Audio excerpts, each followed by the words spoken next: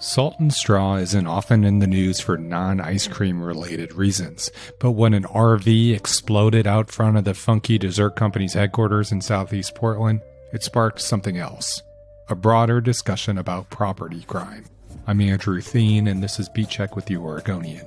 Up next, public safety reporters Catalina Gaitán and Savannah Eadens.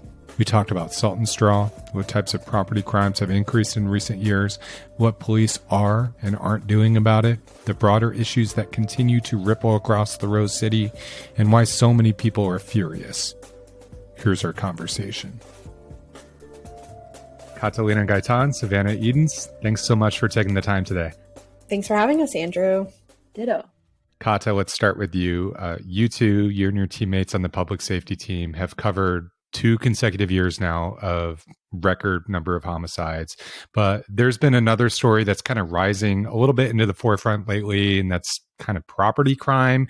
And several high-profile businesses are sounding the alarm. I know that you and your team and other parts of the newsroom were reporting on this last week. What did you all learn when you were talking to businesses and people in the city? Over the last few weeks, there have been several incidents of pretty destructive and visible break-ins in Portland. Over one weekend in November, 2 cannabis dispensaries in Southeast Portland were driven into, as in cars driving through the front of their buildings and stolen from. So for the employees at those dispensaries, they had pretty much just enough time to put plywood over their broken doors and windows before it happened again. And then last week, a similar thing happened to the REI store in downtown Portland.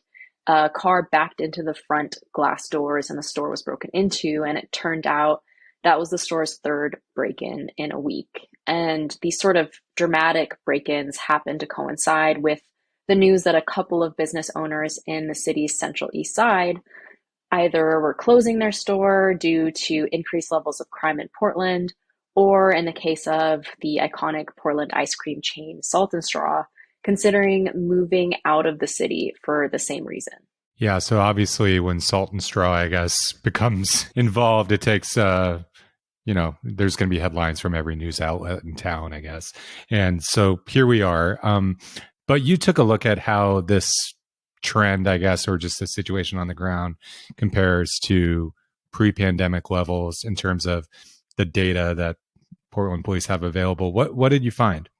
I took a look at data from the Portland Police Bureau to see if burglaries reported in Portland have been going up, and they have. Since 2019, the number of reported burglaries, robberies, vehicle thefts, and incidents of vandalism have all gone up during the first 10 months of the year. And they aren't the highest they've ever been on record, but they have been trending upwards since before the pandemic. Okay. And Savannah, I know you and I talked previously about catalytic converter theft, and you had a really interesting package earlier this year on that front. But you've also been reporting on crimes of opportunity, or whatever you want to call it, in the city.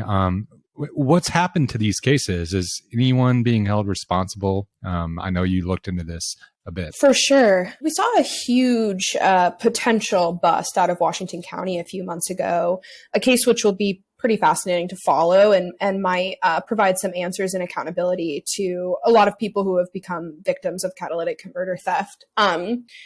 2 men from the suburbs, Brennan Doyle and Tanner Helbush, are accused of running an elaborate crime ring, raking in millions of dollars in catalytic converters and having like over a dozen associates kind of doing the dirty work. Mm-hmm. Beaverton police, who are leading this massive investigation for some reason, rather than the feds, which is kind of interesting, say that they believe a lot of the catalytic converters this group was stealing came from the local area, but they also say it spanned across several Western U.S. states and is even being tied to some recycling out on the East Coast and international shipment because, as we've reported previously, the money from the converters comes from the precious metals on the inside. So you have to get them to a refinery somehow to really make the money. But in Multnomah County, we haven't really seen a case to such a scale, at least not yet. Now, when it comes to car theft, we are seeing the district attorney's office being relatively aggressive in prosecuting repeat car thieves, even as they have an enormous backlog of cases. And in a few recent examples, a 25-year-old Portland man was sentenced to 5 years in prison after he pled guilty to 7 charges from multiple incidents between 2020 and 2022 related to car theft and being a felon with a gun. A couple weeks ago, another guy got 5 years in prison for unlawful possession of 6 cars between 2021 and 2022. So they are cracking down, but there are a lot of challenges with prosecuting something like car theft. Mm-hmm. And I have a few examples. Yeah, like what? Go for it. So even though there's been changes in the law that was supposed to make it easier to bring evidence in car theft cases, for example, burden of proof, including the person being found in a car also being in possession of like a theft device, a law change made it so that prosecutors could connect that and use that as evidence. Because for so many years, people would get caught in a car and say, oh, I was borrowing it from a friend. And it was really difficult to fight that in court. And then there's what the police bureau keeps saying, which is that it doesn't have enough resources to investigate all of this property crime. And to be fair, if a car is a stolen car, like a car that's been reported stolen, is found unoccupied and recovered on the other side of town, how on earth could they find, or have the time to find the person who stole it? So there's that, but we're also seeing so much of a revolving door with property crime that's intersected with so many other issues that the city is facing, and the people are struggling with. So people are coming in and out of the criminal justice system, repeating some of the same behaviors, and many of which, when we dig into court records, appear to be struggling with mental health or untreated addiction and have been largely failed by the social service systems in place when it comes to getting help or being referred housing, for example. I mean, some of these people who have been accused of car theft have said that they needed a place to stay warm, things like that. The other problem, a top deputy district attorney who is kind of leading the prosecution of these property crimes, Kevin Deemer, he's explained to me that even when a property crime case seems pretty viable, meaning it's been well investigated, it has all the information it needs for a good prosecution, victims of those crimes aren't showing up to court to testify, which means they have to throw it away sometimes. And that's for a myriad reasons. Many victims are already people in lower socioeconomic circumstances. Maybe they can't get out of work, or there's confusion on dealing with the system. Not to mention, some of these cases we're seeing come to fruition are old, like going back to 2019 because of the backlog. And then there's also the issue that some of the cases the DA's office say could be good, but they require follow-up and more investigation from police, which isn't happening at the rate that they need it. Savannah, what do police say is driving this rise, if anything, when you talk to them? Police don't really or can't really give much of an insight into why people commit crimes or why this is happening. I think that the law enforcement, as like the Portland Police Association perspective, has largely been that kind of narrative that the police bureau is underfunded or understaffed, which, while it is at lower staffing levels than it's seen in a long time, it is not underfunded and it's not defunded. And we've reported on that many times. But some people say that people in Portland are taking advantage of some of the relaxation in laws and the lack of police presence, or the belief that, they'll maybe be arrested if they're caught, but then let out of jail. And like I mentioned, these cases are going on for so long, and a lot of them just get dismissed. But what I hear from crime data experts and historians is that we are more likely than not living through a pretty dire economic and social downturn in these quote unquote post-pandemic days. And like the roaring 20s, the cost of living is astronomical. Wages aren't high enough. People are apathetic. People are sick. And a lot of property crime that I come across appears to be crimes of opportunity and desperation. And of course, that doesn't discount the extreme detrimental effect to the quality of life in this city, but it is a theory. Yeah, and Katza, what do you make of that? Portland police have said that they've had to prioritize specifically more violent crime over smaller incidents of property crime. And it's meant that it's taken longer to respond to certain incidents, or they Hmm. haven't really been able to respond at all. And they're only referring the most serious crimes to the Multnomah County District Attorney's Office. So I think for a lot of folks in Portland, they feel that when they call the police, it's not an effective tool, and they're not even certain that the people who are accused of those crimes will face any punishment for doing them. So I think people in Portland, for some people in Portland, feel that it's kind of futile complaining to calling 911 or complaining to police. Hmm. And that's led people feel like they don't have recourse when something criminal happens to them. Absolutely. I feel like that's why this is such a big story right now. Like, obviously, the human toll and the astounding, like, increase in gun violence in Portland is of great concern for the police bureau and for the, community. But the majority of people in Portland right now don't necessarily know someone who's been a victim of murder. Like, it's becoming more and more common for these acts of violence to touch people's lives. But overall, if you talk to anyone in Portland right now out and about, you're much more likely to hear frustrations about things like car theft, catalytic converter theft, break-ins, burglaries, and of course these commercial businesses being hit with, burglaries and armed robberies. Yeah, no, you're more likely to know your favorite coffee shop has had its windows smashed in 3 times than, depending on where you live in the city, than to have felt the 90 plus homicides that have really disproportionately affected certain areas of the city in the last 2 years. Yeah. And people of color. Yeah. So, Kata, let's go back to the salt and straw piece a bit there, because I feel like, obviously the name is a name that people all around, maybe even the country, I guess, know. So it draws attention. But what is the Central East Side's, both its property crime issue and the high prevalence of people who are unhoused, who are living in the area? What is the city planning for that area, and how does those two factors, people in their mind might think homelessness means property crime. Is that what's the city is trying to address, and is that a fair way to look at the situation? Yeah, so after the co-owner of Salt and Straw, Kim Malik, said that she was considering moving the company's headquarters and central kitchen out of Southeast Portland because of crime and fear for her employees' safety, it sort of ignited this wave of other business owners in the Central East Side speaking out about their experiences in the neighborhood.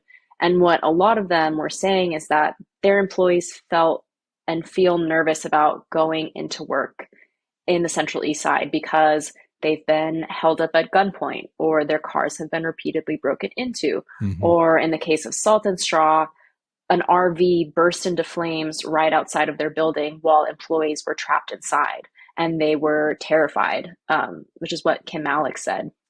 And on Tuesday, Mayor Wheeler met with what's called the Central East Side Industrial Council, and it's this coalition of business and neighborhood leaders, and said, I'm listening, and I know you need things to change. And he said he was working with them on implementing what's called a 90-day reset plan in the area. And that plan is modeled after one that was implemented in Northwest Portland's Old Town District earlier this year. And really, the main pillar of that plan was doing unprecedented levels of sweeps of homeless encampments in that area. So Right. removing tents from sidewalks and streets and clearing encampments. And the strategy also focused on, making sidewalks more accessible, cleaning up some litter and graffiti, and increasing lighting in the area. And by the end of that 3-month plan in Old Town, Portland's police chief, Chuck Lavelle, said trespassing reports had decreased by over 90%, and vandalism was down 13% compared to the previous 60-day period. So while the Central East Side hasn't finalized what their version of the 90-day reset plan would entail, it will probably use some of those same strategies used in Old Town, particularly the sweeps of encampments. And there are folks who have been vocally very opposed to the sweeps in Old Town and now in the Central East Side because of how they can really traumatize and harm people who are unsheltered. And even though the city tried to offer people living in those encampments in Old Town spots at local shelters and free transportation to those shelters, only 18 people actually took those spots. And homelessness advocates have said that there's many reasons why people would be resistant to staying at a shelter, including that they've had traumatic experiences in those settings and they don't feel safe there. And part of that is that in these encampments, advocates have said there's community, that there are people who are housed aren't really aware of that community or don't really see that community. And those are friendships where people take care of others who are even more vulnerable than they are. And sweeps can really tear apart these communities and social structures and friendships and destabilize this ecosystem. So when encampments are swept, maybe the people who have the most resources or ability or stability and access move to another location.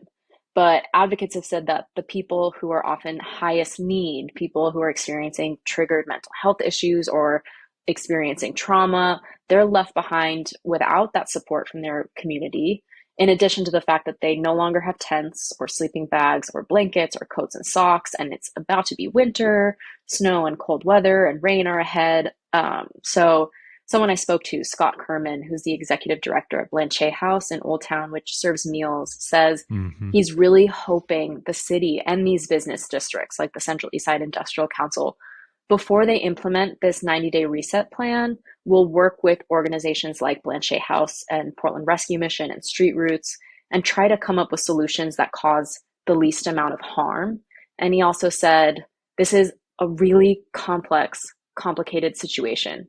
And he can understand why people feel like sweeping homeless encampments is a more humane strategy than allowing people to sleep outside where it's very dangerous. But ultimately, in his experience, he said that sweeps do more harm than good. So what strategies can they collaborate on that will hopefully make these neighborhoods and environments safer and decrease the amount of property crime and crime in general without harming the Portlanders who are the most vulnerable, especially as we're going into winter? Yeah, it's been right around freezing this week, and those temperatures are expected to drop. And that's scary times for people who are living outside. I would just add that it's clear that the struggle of local leaders is balancing the interests of businesses who they want to stay in Portland for economic reasons and the humanitarian crisis that we're seeing on the streets. So going back to the Old Town 90-day reset, though, Kata, was that a successful enterprise? I mean, there were still multiple people who lost their lives, right, in the wake of that. And those people were unsheltered people. Yes, the answer to that question really depends on who you ask. So the author of the original 90-day reset plan, Jessie Burke, she owns a Society Hotel downtown and is the chair of the Old Town Community Association. And she said, yeah, that things are better now. There's about 70 tents in Old Town compared to around 400 that there were before they implemented this plan. She said lighting has improved. There's a downtown clean and safe truck that goes through the neighborhood every day. And they say they often make 3 trips to the dump every day just with litter. And Wow. Graffiti is more cleaned up. So the reason she said it was a success and she could call it a success was because it got the ball rolling. They actually got plans. They got the mayor's attention, the city's attention, and they started taking steps. And she said the 90 days wasn't as important as the fact that they got the ball rolling on addressing the issues around public safety, cleanliness, and accessibility, and that they can always course correct. So if some part of their 90-day reset strategy isn't working, they can listen to community members, listen to the city, talk to each other, and adjust their strategy to better solve what's going on. So on the flip side, when you speak to advocates, they're saying, or advocates for the homeless community or people who are unhoused, they're saying, you're trying to solve property crime, cleanliness, and accessibility mostly by clearing out people who are unsheltered and shuffling them to a different neighborhood and destabilizing their lives and re-traumatizing people. And it doesn't solve the root issue that there's little access to behavioral health resources, that a lot of folks living outside are really struggling with the accessibility and prevalence of drugs like fentanyl, and there's not affordable housing for people, and there's not enough workers, social workers, and other outreach workers to help people kind of case by case. You know, when I spoke to Scott Kerman from Blanchet House, he said, while he doesn't think sweeps of encampments are the best strategy for addressing crime and public safety, he is at least glad that he said that the city was in action mode, that it appears that the city is actually coming to the table and meeting with people who are neighborhood leaders, community leaders, and trying to come up with solutions versus not listening at all. So he's just hopeful that the mayor and other people within city government and even these business leaders will meet with people who work directly with the houseless community and work with houseless people themselves and listen to them and get their perspective on what would help, because it's not a one-sided issue in Old Town, in the Central East Side, or in Portland at large. Yeah, those are all different neighborhoods with different challenges, obviously. I'm just curious, obviously the people who reach out to news reporters, aren't representative necessarily of the broader population, but what do your email boxes, voicemail boxes look like? Are you hearing from people, everyday Portlanders, or people who are concerned about all of these issues that we're talking about? I feel like there's not much to say on this for me, other than, yes, I do get emails on a lot of, when a story will come out about these, property crime data or specific incidents that we might highlight. I will get several emails of people saying that similar things have happened to them, or that they want me to dig into, why or who stole something, or repeat burglaries, for example, and just a lot of frustration. There's also a lot of racist emails and stereotypes about people making assumptions about what some of these suspects or defendants look like.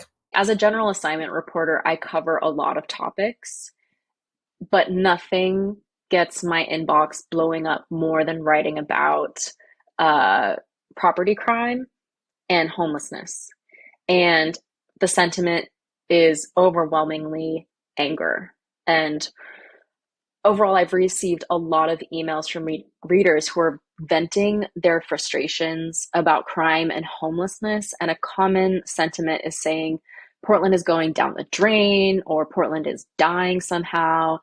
And a few people have voiced really intense criticism of what homeless advocates have said, saying that people who are unsheltered are all choosing to be addicted to drugs, or that they're all criminals. And some people even encourage violence against people in that community. And I think that shows the level of anger that exists among some Portlanders toward people who are unsheltered.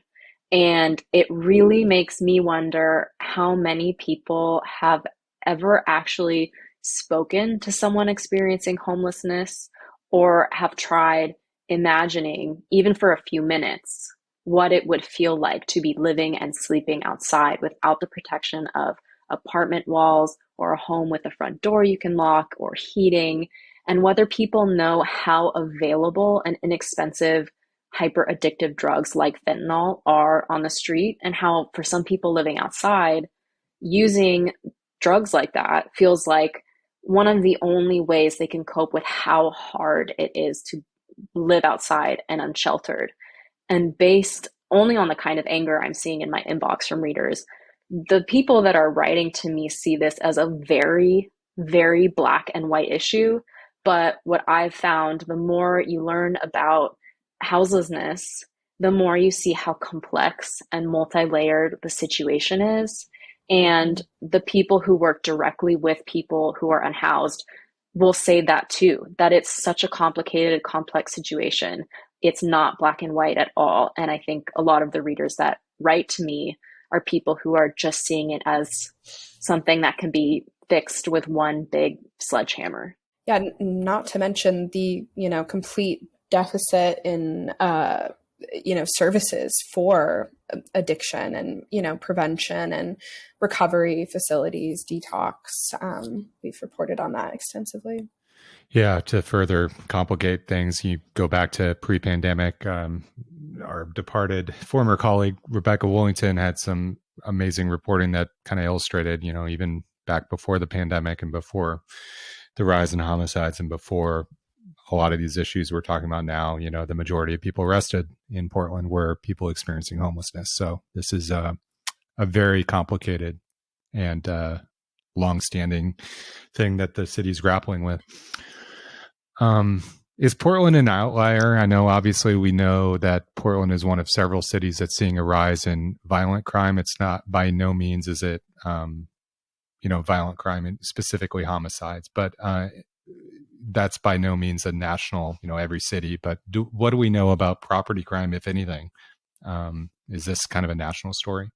I think it is. I think it varies per city and state. The FBI releases their report every year. And so we do have some, varying data from 2019 through 2021 that, suggests rises and falls, but still relatively high property crime across the board. Yeah, and data shows for homelessness, that's up nationwide and has been increasing since 2019. So Oregon is not the only state to be seeing an increase in the size of the houseless population, but also the rates of use of fentanyl, also sometimes called blues, has skyrocketed in the US and represents now more than half of overdose deaths nationwide.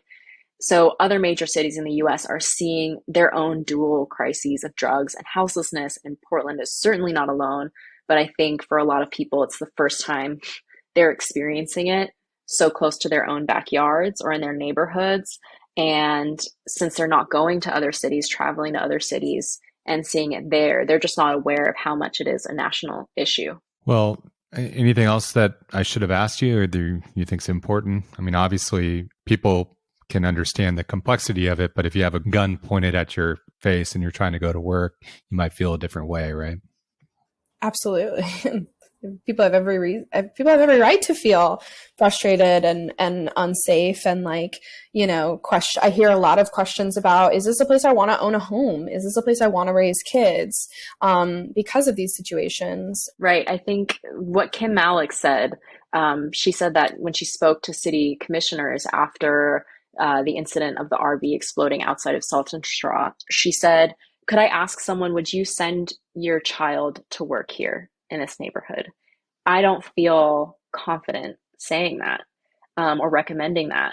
And she got really emotional when she was talking about it. And I think that just illustrates that there are people who are feeling like they are experiencing levels of danger every day in Portland. And it's people from like a diverse range of communities. That includes business owners and employees and the unhoused and people who are just living their everyday lives in neighborhoods throughout Portland. And that the fact that so many different communities are experiencing those dangers just shows how complex the situation really is and how kind of multifaceted a strategy to address it would have to be. Well, thank you both for all of your stellar reporting on this and for taking time to talk to me about it. Appreciate it. Thank you so much for having us. Yeah, thanks. Thanks for listening to Beat Check with you, Oregonian. I shared links to some of Kata and Savannah's recent stories in the episode notes. If you like this show, give us a 5-star rating and review in Apple Podcasts. It really helps people find the show. And tell a friend. Help spread the word. The best way to support our journalism is with a subscription to Oregon Live. You can do that at OregonLive.com/podsupport. Until next time.